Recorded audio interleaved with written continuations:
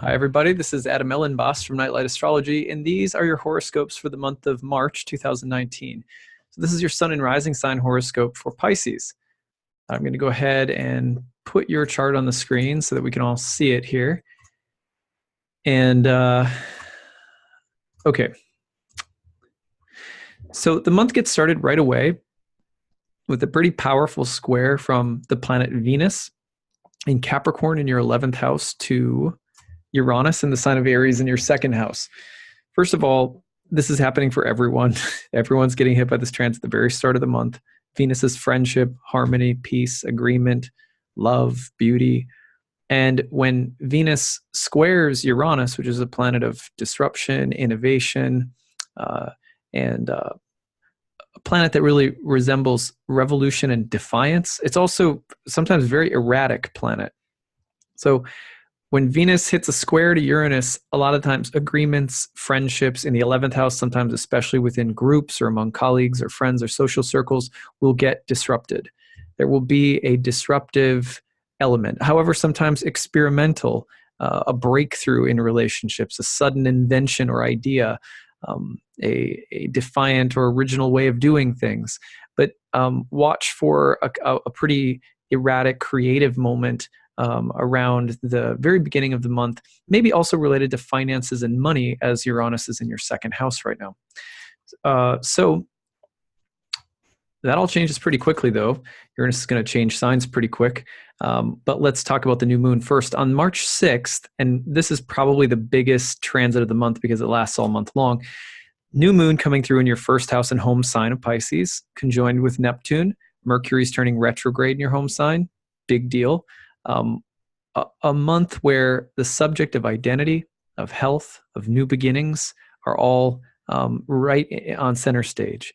So new moon in the first house usually means starting something new. Very, very basic. But it's more pronounced. It's not just any new beginning. It's going to last a while. It has a lifespan to it. It's a deeper, more significant new beginning, or the appearance of something new. A deeper time of focus on your health, your vitality, your personal or inner life. Some people start therapy around times like this, or start digging in a little bit more. It could also be a time where the subject of relationships is incredibly important, because Mercury, ruler of your seventh house of relationships, will be stationing and turning retrograde in your first house. That can mean that there is a period of something coming back after it's left. There can be reversals of fortune around relationships, but it's very personal right now.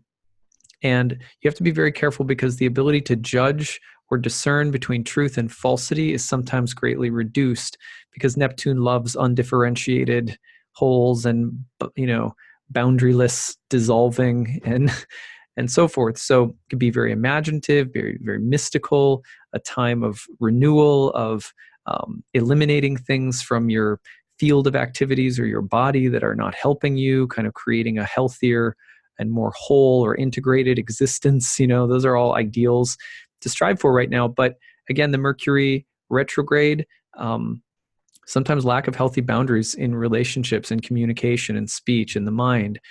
Neptune is the same thing, with considering the long conjunction between the two. The 24th to the 29th of the month, Mercury will be going through a conjunction with Neptune. It will then station and turn direct around the 29th, go back through the conjunction with Neptune. So really the potential for an almost otherworldly level of insight, imagination, mystical understanding is there, but so too is the possibility of getting a little bit lost or confused for miscommunication or misperceptions, delusion. Be very discerning this month. Now, around the 24th through the 29th, Venus will also enter Pisces and move into your first house, where she's exalted.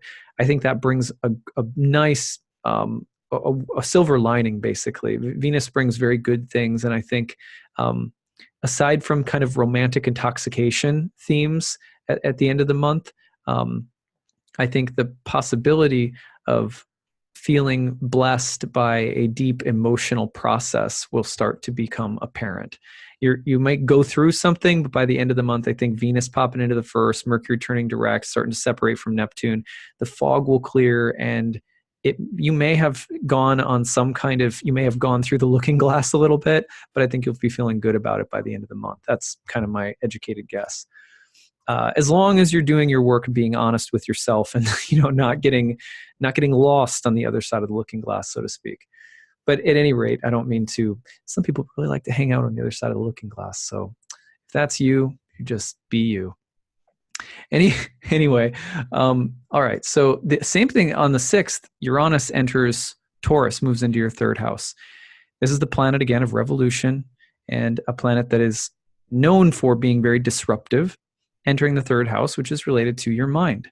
And so the potential to start gathering different kinds of impressions and starting to think or perceive in an unusual or different manner is also here. It could be new technology, new reading, new learning, new studying, just things that are breaking down the barriers or boundaries of an old way of thinking or perceiving or communicating, and starting to flip the script a little bit.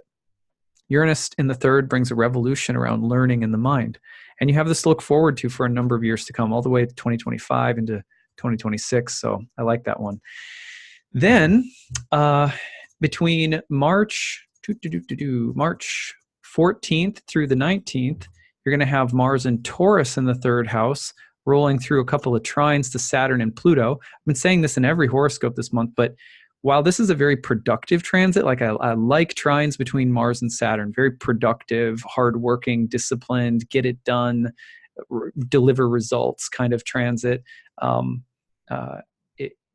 Trine to Pluto, intense, transformative, deep, a feeling of kind of explosive, but ultimately productive and beneficial.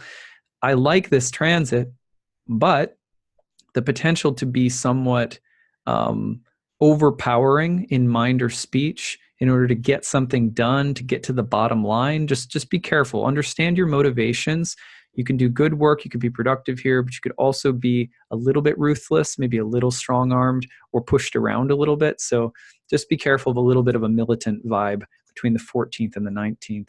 Then on the 20th, you'll see that the sun is going to move into Aries, and the moon is going to actually, let me just move it ahead to the 21st so you can actually see what it looks like.